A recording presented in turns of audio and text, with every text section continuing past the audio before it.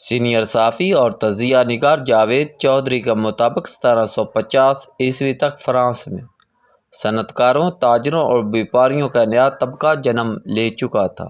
French غلاموں کی تجارت کی فیلڈ میں تاخیر سے داخل ہوئے تھے، لیکن انہوں نے بہت جلد اس شعبے میں مناپلی قائم کر لی۔ اس کی بڑی وجہ افریقہ تھا۔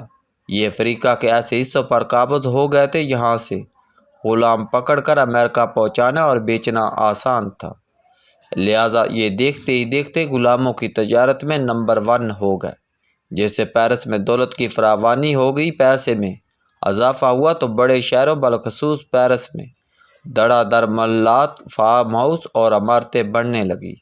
تعمیرات نے روزگار کے نئے ذرائع پیدا کر دیے، جس کی وجہ سے لوگ دیہاتوں سے شہروں میں شفٹ ہونے لگے۔ یوں شہروں پر آبادی کا دباؤ بڑھ گیا۔ 1780 تک ملک 3 طبقوں میں تقسیم ہو چکا تھا۔ مڈل کلاس، یہ ورکنگ کلاس تھی اور ملک کا 10% تھی۔ حکمران طبقہ، اس میں شاہی خاندان، بیوروکریسی اور فوج شامل تھی، یہ بھی 10% تھی، اور کسان، یہ لوگ 80% تھے۔ یہ طبقہ مفلوک الحال تھا اور اس کا گزارا 20% لوگ چلاتے تھے۔ شہروں کی توسیع اور تعمیرات میں اضافے کی وجہ سے کسانوں کی ایک بڑی تعداد گاؤں اور کھیتی باڑی چھوڑ کر شہروں میں آ گئی، اور روزگار کی فراوانی کی وجہ سے یہ بھی مطمئن زندگی گزارنے لگے۔ لیکن پھر غلاموں کی تجارت پر پابندی بھی لگ گئی۔ افریقی ملکوں کے اندر بیداری بھی شروع ہو گئی۔ یورپ میں تجارتی کساد بازاری کا دور بھی آ گیا اور امریکہ میں سول وار بھی شروع ہو گئی، جس کی وجہ سے فرانس کا معاشی پہیہ رک گیا۔ صنعت اور تعمیرات کے شعبے زوال پذیر ہو گئے، بے روزگاری بڑھنے لگی اور اس کے اثرات کسانوں پر پڑے۔ شاہی خاندان، بیوروکریسی اور فوج کے اخراجات یوں کہ توں تھے، لہٰذا حکومت ٹیکس میں اضافہ اور اس کا دائرہ کار بڑھانے پر مجبور ہو گئی۔ یوں فرانس میں پہلی بار کسانوں اور مزدوروں پر ٹیکس لگ گیا اور ان دنوں احتجاج شروع کر دیا۔ یہ لوگ بھی اب کیونکہ شہروں میں رہتے تھے اور اپنی آنکھوں سے بڑے بڑے محلات، فارم ہاؤس اور عمارتیں دیکھتے تھے، لہٰذا یہ سوچنے لگے ہماری غربت کی وجہ اشرافیہ ہے، بادشاہ، فوج اور بیوروکریسی نے ملک کو تباہ کر دیا ہے، اور اگر یہ لوگ ختم ہو جائیں گے تو ہم بھی امیر ہو جائیں گے۔ اس صورتحال سے انقلابی لیڈروں نے جی بھر کر فائدہ اٹھایا۔ یہ آگے بڑھے اور پیرس شہر میں تقریریں اور احتجاج شروع ہو گیا۔ انقلاب کی اس فضا نے ایک انقلابی لیڈر روبیسپیری کو جنم دیا۔ وہ بلا کا مقرر اور طلسماتی شخصیت کا مالک تھا۔ وہ دیکھتے ہی دیکھتے پورے ملک میں مقبول ہو گیا۔ وہ لفتوں کا شہنشاہ، لہٰذا وہ غریب طبقے کی امیدوں کا مرکز بن گیا۔ روٹی نہیں ملتی تو کیک کھا لو، یہ واقعہ بھی روبیسپیری نے ایجاد کیا تھا۔ وہ کہتا تھا ملک کے تمام وسائل پر چور حکمران اور ظالم فوج قابض ہے۔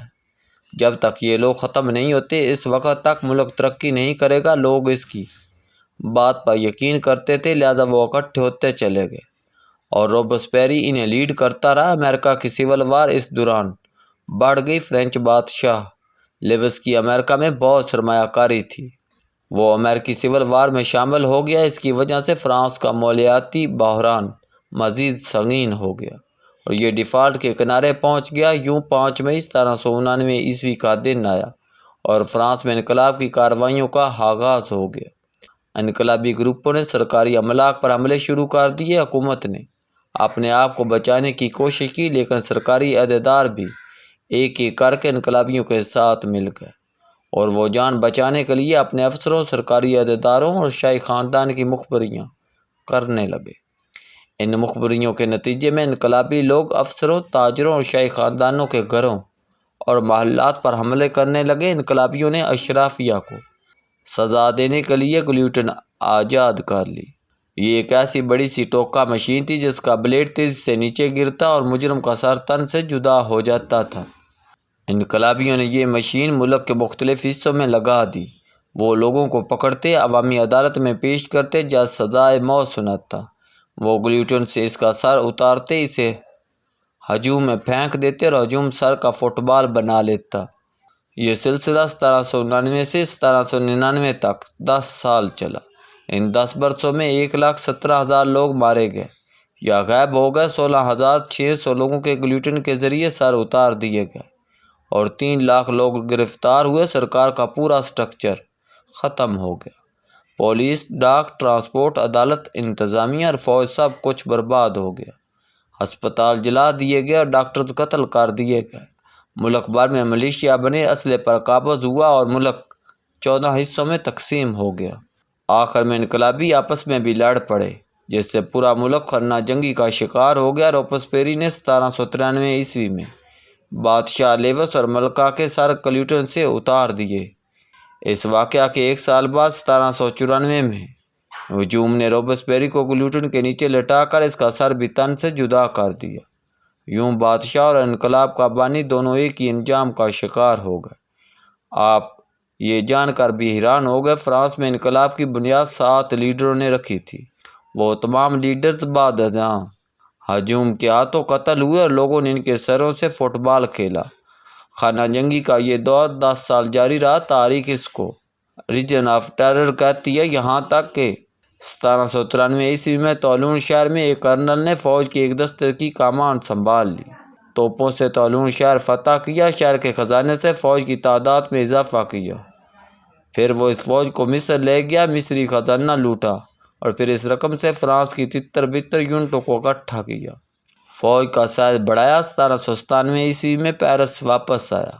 نام نہاد حکومت کا تختہ الٹا تاحیات کونسل اور پھر وہ 1804 عیسوی میں فرانس کا بادشاہ بن گئے۔ اس شخص کا نام نپولین بوناپارٹ تھا۔ نپولین بوناپارٹ نے تکڑی فوج کے ذریعے فرانس سے ملیشیا اور انقلابی ختم کیے، سسٹم بحال کیا اور ڈکٹیٹرشپ کی مدد سے ملک میں ڈسپلن قائم کر دیا۔ لیکن وہ روبسپیری سے بڑا پاگل تھا۔ اس نے آگے چل کر پورے یورپ کی مت مار دی، یورپ کو برباد کیا اور پھر 1812 عیسوی میں 4 لاکھ فوج لے کر روس پر چڑھ گیا اور سینٹ پیٹرز برگ سے لے کر ماسکو تک کی اینٹ سے اینٹ بجا دی۔ اس کی فوج روس میں برفباری میں پھنس کر تباہ ہو گئی۔ وہ چند ہزار فوجیوں کے ساتھ واپس آیا، گرفتار ہوا اور ایلیبا کے جزیرے میں قید کر دیا گیا۔ وہاں سے فرار ہو کر دوبارہ پیرس آ گیا، پھر فوج بنائی اور یورپ کو فتح کرنے کا اعلان کر دیا۔ یورپ اس وقت تک اس سے تنگ آ چکا تھا، لہذا برطانیہ اور روس نے مل کر اسے واٹرلو میں چیل کر رکھ دیا۔ فرانس کی پوری فوج کا کیما بنا دیا گیا۔ نپولین کو گرفتار کر کے سینٹ الینا میں قید کر دیا گیا اور وہ وہاں 1821 عیسوی میں 52 سال کی عمر میں کینسر کی وجہ سے فوت ہو گیا۔ یوں یورپ نے سکھ کا سانس لیا۔ نپولین کے بعد فرانس میں جمہوریت بحال ہو گئی۔ فرانس میں امن بھی قائم ہو گیا، لیکن فرینچ فوج عملاً ختم ہو گئی۔ اس کا نتیجہ جنگ عظیم اول اور دوم میں فرانس کی تباہی کی شکل میں نکلا۔ فرانس کو فوج کی کمی کی وجہ سے اپنی تمام نو آبادیات سے بھی ہاتھ دھونا پڑ گیا اور اس کی سلامتی بھی داؤ پر لگ گئی۔ دوسرے جنگ عظیم میں اگر امریکہ اپنی فوج فرانس نہ بھجواتا تو ہٹلر اسے قبرستان بنا دیتا۔ بہرحال امریکہ نے فرانس کو بچا لیا، لیکن فرانس آج تک امریکہ کو اس احسان کا بدلہ چکا رہا ہے۔ آپ شاید اس حقیقت سے واقف نہ ہو، امریکہ کا اسٹیچو آف لبرٹی 1885 عیسوی میں فرانس سے لایا گیا تھا۔ مجسمہ آزادی دریائے سین کے کنارے نصب تھا۔ فرانس نے یہ دیکھ کر ایفل ٹاور بچا لیا تھا، کیونکہ امریکہ نے ایفل ٹاور پسند کر لیا تھا۔ فرینچ نے مجسمہ آزادی دے کر ایفل ٹاور بچا لیا۔ انقلاب فرانس کو آج 235 سال گزر چکے ہیں، لیکن اس کے اثرات ابھی تک موجود ہیں۔ یورپ میں آج بھی سب سے زیادہ احتجاج اور مارا ماری فرانس میں ہوتی ہے۔ کیوں؟ کیونکہ انقلاب کے اثرات فرینچ لوگوں کے ڈی این اے میں پابست ہیں اور یہ اثرات کب تک قائم رہتے ہیں کوئی نہیں جانتا۔ ہمارے لوگ بھی آج کل انقلاب فرانس تلاش کر رہے ہیں۔ ہمیں یہ انقلاب ضرور لانا چاہیے، مگر ہمیں اس سے پہلے یہ فیصلہ کرنا ہوگا کیا ہم لوگ گلیوں میں 10-15 لاکھ لاشیں افورڈ کر سکتے ہیں؟ کیا ہم بجلی، گیس، پانی، تعلیم، ہسپتال، سڑک، گاڑی، پٹرول، پانی، سیوریج، مارکیٹوں اور کرنسی کے بغیر زندگی گزار سکتے ہیں؟ کیا ہم ملک کو 28 حصوں میں تقسیم دیکھ سکتے ہیں؟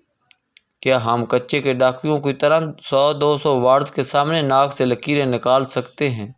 کیا ہم 10-15 سال قید میں زندہ رہ سکتے ہیں؟ کیا ہم دوسرے کا گوشت کھا سکتے ہیں؟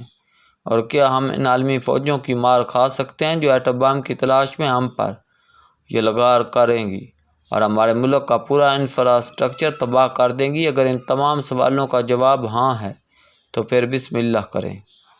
انقلاب فرانس زیادہ دور نہیں ہے، لیکن آپ یہ یاد رکھیں وہ انقلاب جس دن آ گیا اس دن پہلے عوام مریں گے اور پھر ساری انقلابی قیادت عوام کے ہاتھوں پھانسی چڑھے گی اور اس کے بعد ملک میں قبروں کے سوا کچھ نہیں ہوگا۔ لہذا میرا مشورہ ہے آپ اس دن سے پہلے ایک بار عقل کو ہاتھ مار لیں اور ان سب انقلابوں کو اکٹھا بٹھا لیں، اور جو نہ بیٹھے اسے جوتے ماریں یا پوری زندگی جیل میں بٹھائیں۔